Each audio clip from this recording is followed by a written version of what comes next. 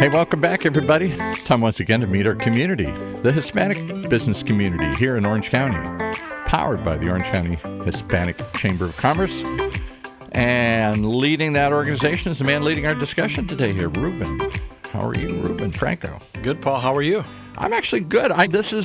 Can I just geek for a second here? Sure. When I was in college, I studied political science, and my only possible thought was, what am I going to do with this degree other than go to law school, which I tried and hated? I thought I was going to go into the Foreign Service. And today, but I really don't know what you have a member from the Foreign Service here today. I'm going to geek out and find out what they do. You're going to learn something. I'm going to learn something today. That's good. We all need to. Hey, thank you for joining our podcast today. Our community is your community. We'd like to share what we do in our community and our guests in our community and all the people we get to work with throughout the years. And we are very blessed today to have the Consul of Mexico in Santa Ana as our guest. She's fairly new. She's just going to be coming up on 4 months here. Consul Maxaira Baltazar is here, and she's already hit the ground running. She's been a great diplomat for us, a great person to work with already, and we're very fortunate to have her here. We'd like to start off our podcast typically of just asking our guests about themselves personally. Just tell us a little bit about you personally, your family, and just share that with us. Thank you so much, Ruben, and thank you so much, Paul. Thank you for having me here. Sure. I'm delighted to have this conversation. And what can I tell you about me? I'm a Mexican Foreign Service officer. I'm a career diplomat. I've been in this career almost 20 years. I started my career in Texas at a small consulate in the U.S.-Mexico border, and most of my career has been on consular affairs. Being here as a head of post, it's a dream that came true. And I'm pretty honored and delighted to be part of this community now, especially when there's a big Mexican community in Orange County, yes. But also there's a great need for services and assistance. And so I take this as a great honor and a great privilege to work for the Mexican community, but also alongside many great partners here in Orange County. Tell us a little bit about your family. Absolutely. I came with family in tow, 4 kids. My husband, I have 2 boys. They're hitting the teenage years now. And then I have toddlers, 2 twin daughters. They keep me busy. I like to say that that's like the very physical and busy and noisy part of my life. And so they're here with me. And it has been a great post for us in the sense that this is a great community. The county is beautiful, but also there are so many great opportunities academically and for families, activities, and so on. So it's great. Yeah, it definitely is. And this job, you're appointed by the President of Mexico. Is that correct? That's right. So I was appointed by Dr. Claudia Sheinbaum, the President of Mexico, and it happened over the summer, so they sent me here to start on August 1st with the kind of like the clear instruction to support our Mexican community. Of course, we have a big population here in the U.S., but in California, of course, we have many millions of Mexican nationals, and for us, it's very important to support them, make sure that they know their rights, that their rights are respected, but also to empower them through many of the programs that we have at the consulate. Dr. Sheinbaum designated several new consuls over the summer. I'm one of them. And the idea is to support all these programs to make sure that our community has access to them and can continue thriving and contributing in a positive way to the cities and the communities they belong to. Interesting. We'll get back to that, your current post, but tell us a little bit about your previous post. That sounds really interesting to us. You were part of the House of Representatives. You were based in D.C.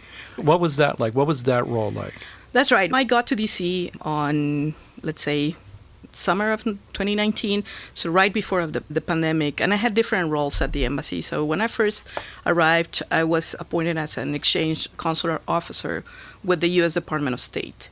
And people may ask, what's that? And basically, that's an exchange program that the Secretariat of Foreign Affairs of Mexico has with the U.S. Department of State, where we sent one diplomat from each country to the other one to learn about best consular practices.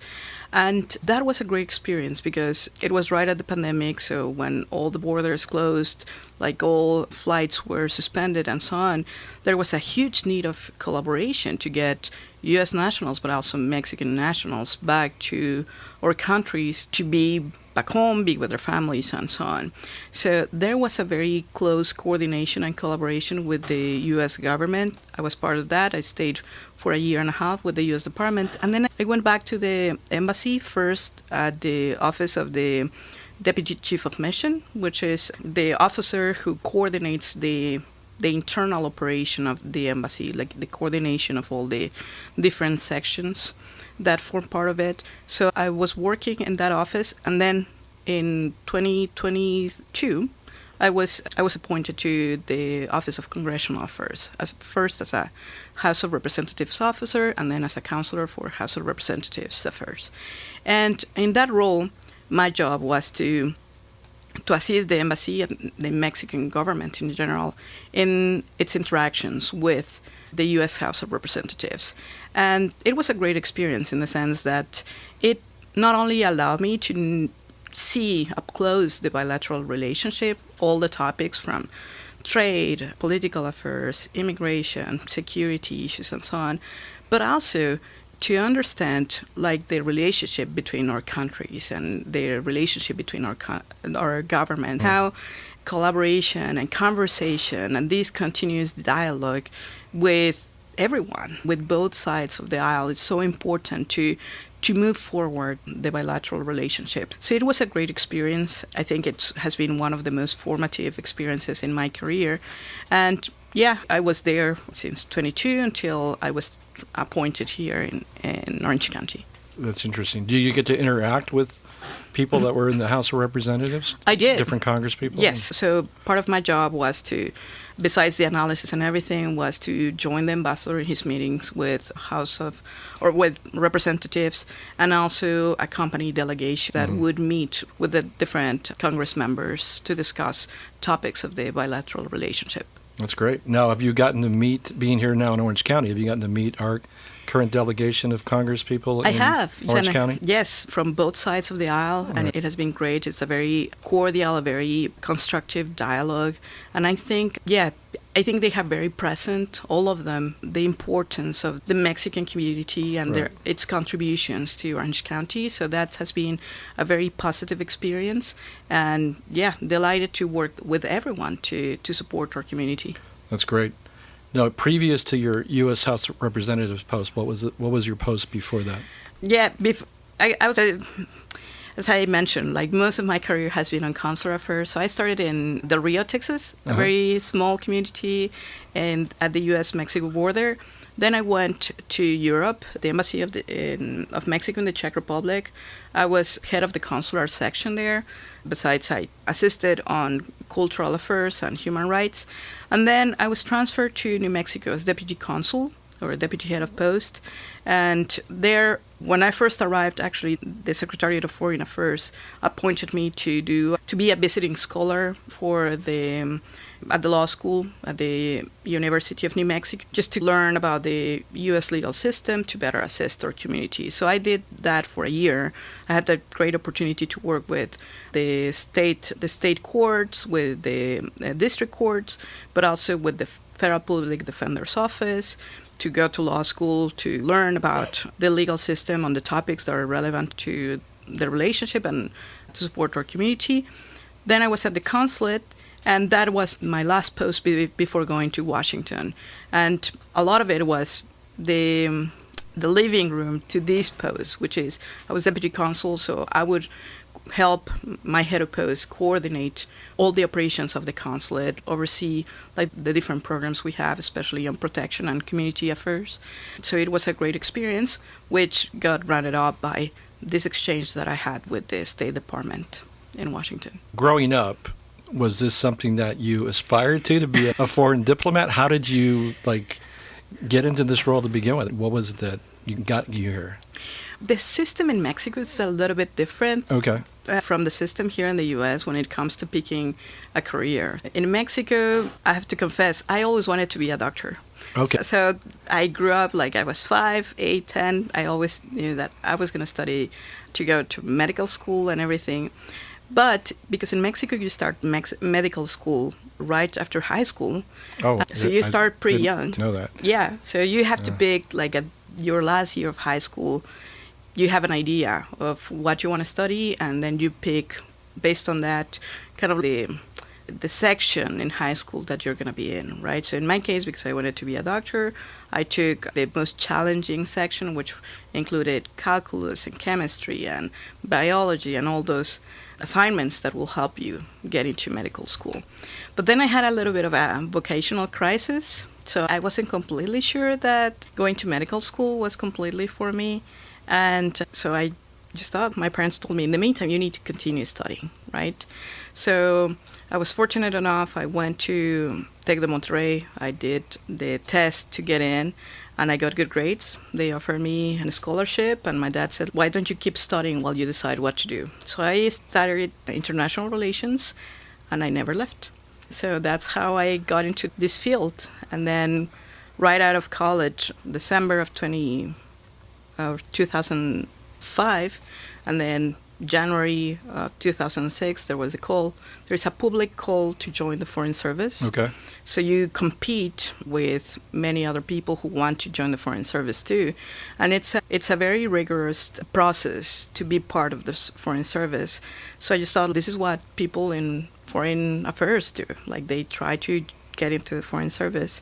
And again, I was fortunate enough that I did well, and I joined, and then by October of 2006, I was on my first post right at the U.S.-Mexico border. Well, there you go. Yeah, I didn't become a doctor either. My sister's a surgeon, but she liked chemistry and all that. And I didn't really, wasn't good at it, still not good at it. Yeah, I bypassed that as well. But in your current role, you're appointed by the President of Mexico.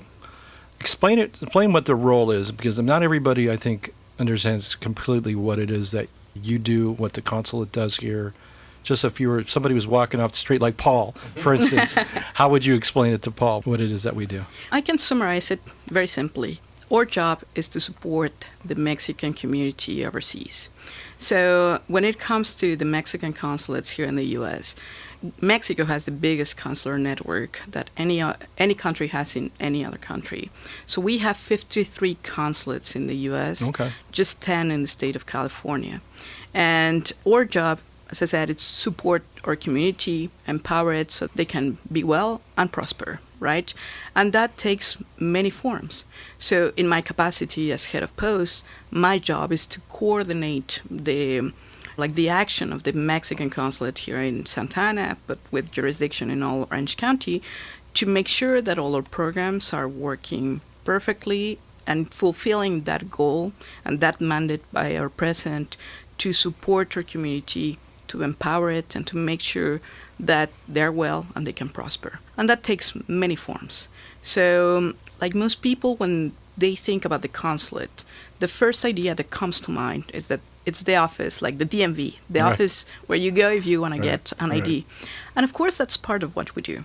But that's not the only thing. We actually have a very wide range of services that we provide to our community that go from legal consultations to explaining how the U.S. legal system, so we can assist them in their interactions with authorities, but also they can fulfill their obligations, but also exercise their rights. But we also empower them in other areas, like, for example, access to education, access to health, inclusion to the financial system, so they can not only protect whatever assets they may have, but they can also increase them. So if they want to open a business or they're entrepreneurs and they want to start the process and do it well, so we can show them the way and we can connect them to the different resources that are available to them. So it's very wide, and of course within those departments we do a lot of things.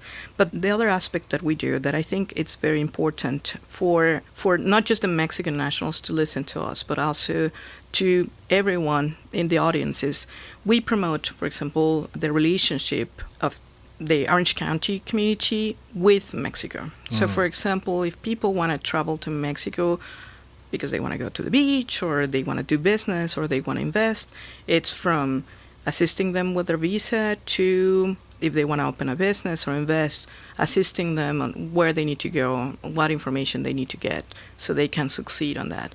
And likewise, businesses who want to expand operations here in the U.S., we connect them with local partners so they can explore this area in particular. And the other thing is we promote culture. Of course, Mexico is very well known globally for its very rich heritage, very rich culture, and part of our job is making sure that our greater communities get to know Mexico. So from everything, like tourism, like where they can go, but also music, like the different contributions of Mexico and Mexicans to the arts and so on. So as you can see, it's a very wide range of things that we do, but always with the goal of prioritizing, empowering, and Right. supporting our community. Yeah, and Mexico is our largest trading partner for Orange County. That's right. So I know we've been in meetings together regarding trade, and how important do you think trade is for both sides of the border, for the U.S. side and for the Mexican side of the border? Well, I think it's very important. Mexico, it's right now even the most important trade partner for the U.S. And here in Orange County, we see there are a lot of companies that have ties to Mexico. And likewise, we just had a delegation who came just to explore what possibilities there are to bring their products, to expand their market here in the U.S., particularly here in Orange County. So I think the ties are there, they're strong, but I think they're growing stronger. There's a great interest to have this exchange, economic exchange between our countries and our regions. It's always about creating, you were talking about earlier before the podcast about relationships, right? It's creating those relationships because it just doesn't happen overnight. You have to create those and do those type of things. What have you found what was the most surprising thing in this role that you found that just you weren't expecting? I think a great and a wonderful surprise has been to find two things. One, it's a community that's so welcoming and generous, and they have been great. Like they work together. They're always hoping to be there for each other, and that has been a wonderful surprise. But it also, just in general, the greater community, just working with agencies, authorities, and like different organizations and partners, I think here in Orange County, they're exceptionally welcoming and collaborative, and that has been a wonderful surprise. I think I really take that as an honor and as a privilege, because I think that allows me to do my job in a much better and easier way than it would be otherwise. So just knowing that we are welcome here, that people are looking to work with us, alongside us, to assist our community, I think that has been wonderful, and I'm really thankful for that. Yeah, I mean, I grew up in LA County, and when I came down to Orange County, that's what I found too. It just seems to be more collaborative. People want to work together. That's what we do at the Chamber 24/7 every day, and it's great. We get to work with partners such as yourself, and it's good. People just joining us for this podcast, just our guest today is the Consul Maxaira Baltazar from Santa Ana. She's our consul here, and she's been great, but thank you for joining us today, and we want to just continue this conversation about her role and what the consul brings to the table here as resources. Tell us a little bit more about the resources and programs available from the consul. Of course, we're talking about these different sections that we have at the consulate, and we call it the consular tripod, right? So the first leg, if you look at it as a little stool, sitting stool, so the first leg would be documentation, and we provide documents to all our nationals and people who want to have a relationship with Mexico. Visas, birth certificates, what people call dual citizenship, but also their Mexican passports, their consular IDs, like just pretty much everything they need. And for us, that's very important because people have a right to an identity, and having the proper documents, it's cornerstone to really have and exercise that identity. So we do that. Then we have the second leg, or the second part, which is protection affairs. So for us, that is assisting our community to interact with authorities, but also to assist them whenever they're in a situation of vulnerability. And that can look in very different ways, right? So it could look from the moment that they have an accident, for example, and they may not have the resources to take care of themselves or to provide with their families, so we assist them with that. But also knowing what resources are available to them, not just for, I don't know, recovering from that situation, but also to legally exercise their rights. Right. So we provide them with legal consultations and assistance. For that, we have contracts with attorneys and law firms that assist us to provide those services to our nationals. And also, pretty much in everything in between that has to do a legal component to it. For example, many people may be like in custody issues and they don't know what to do or where to go. So we help them navigate. We refer them to the offices they have to go. We explain them what the process looks like. So basically, we do this job of translating the legal system Right. to, as I said, ensure their rights are respected, that they have access to due process, and that we help them overcome that vulnerability situation. And then the third part would be community outreach and empowerment. So I think that's an area of the consular work that's wonderful. I would say it's one of my favorites, because that allows you to be very creative on how can you empower the community, what programs can you support, and so on. And the Mexican government actually has quite a few that exercise in all its consulates, not just in the U.S., but also in other parts of the world. And one, it's access to education. So we have the Ventanillas de Educación at the consulates, and what we do is just map out the education opportunities for our community. And that looks from literacy efforts to learning second language to higher education and sometimes reskilling in order to be included in the labor force wherever they are living.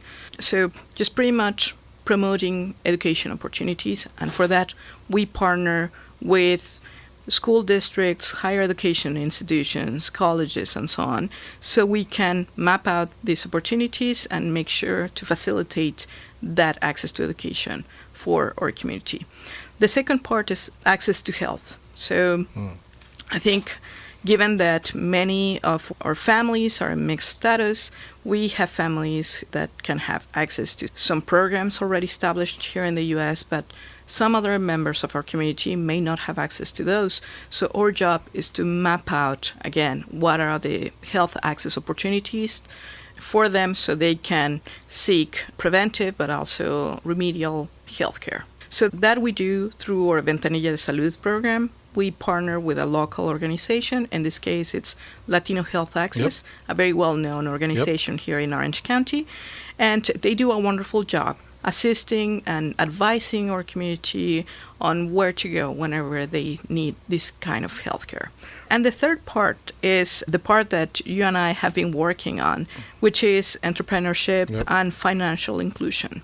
So through our Ventanilla de Asesoría Financiera, we assist people to get them the information they need so they can be included in the financial environment and they can take care and grow their assets. What that looks like depends on the needs of the community, but it could be from explaining how to have access to a bank account, how to save for retirement, if they want to buy a house in Mexico or they left a house in Mexico, what they need to do to continue taking care or growing those assets, to what we were working on, which is entrepreneurship. So people who are here, and our community is very industrious. They're very hardworking and they're very talented. And many times they want to open businesses, but they do not know how to go about it. So we partner with our organizations like the Orange County Hispanic Chamber of Commerce and many others here locally that can help us, again, share that information to our community so they can explore that part and they can, again, contribute to having a business to take care of themselves and their families financially, but also that has also a positive impact to the greater community because we're always hoping that those businesses grow to the point that they can employ other people and, again, contribute to their greater community.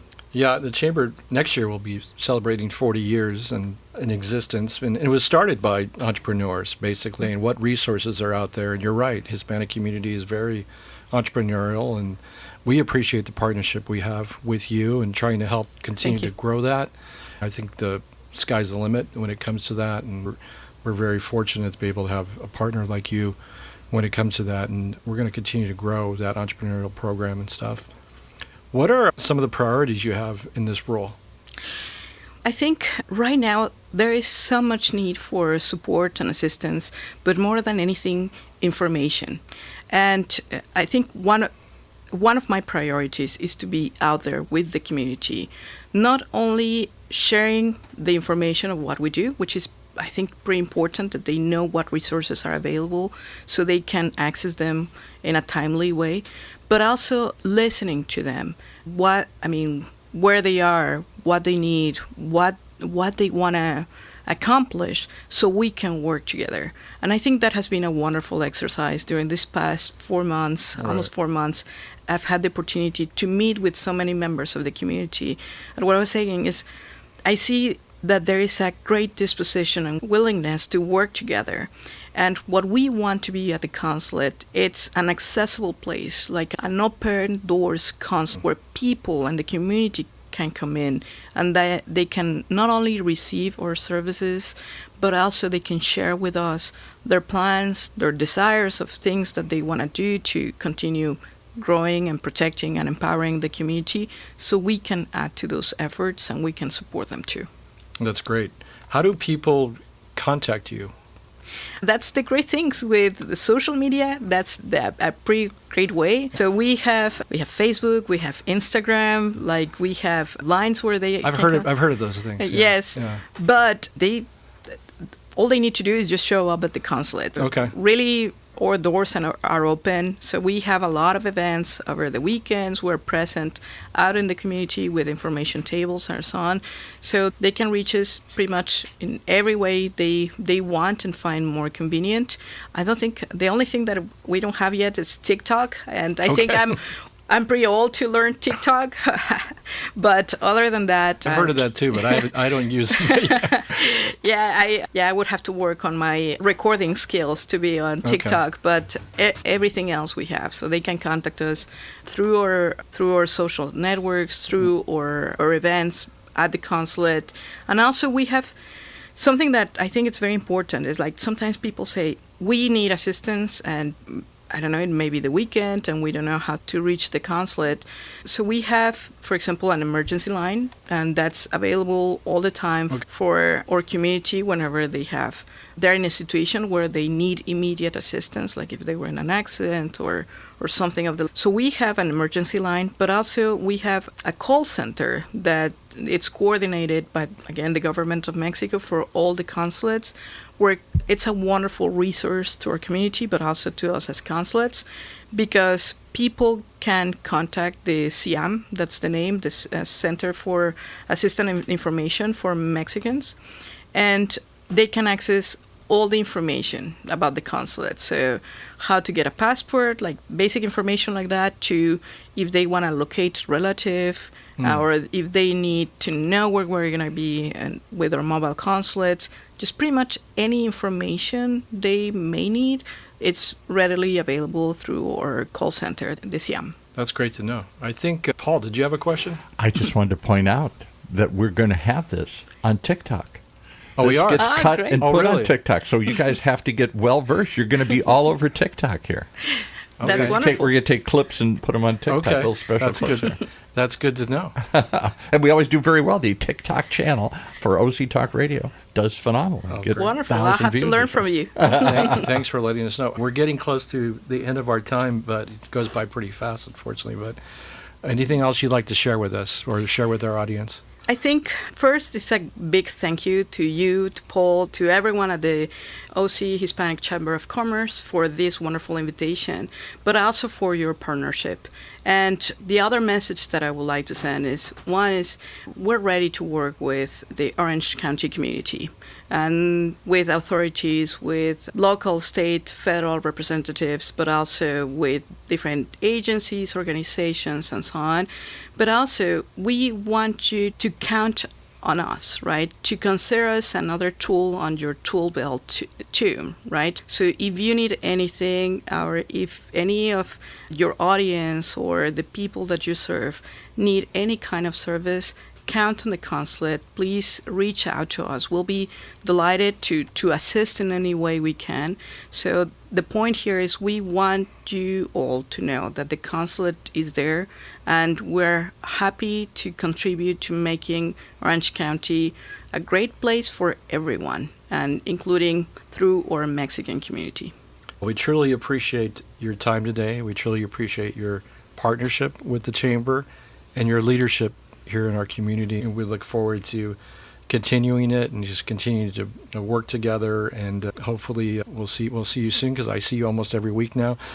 But thank you for being here today. We appreciate it, and thank you to our audience for listening. No, thank you so much for having me. Great. Delighted to be here. Thank you. And tune into TikTok. And tune into TikTok. Will do. Thanks, Paul.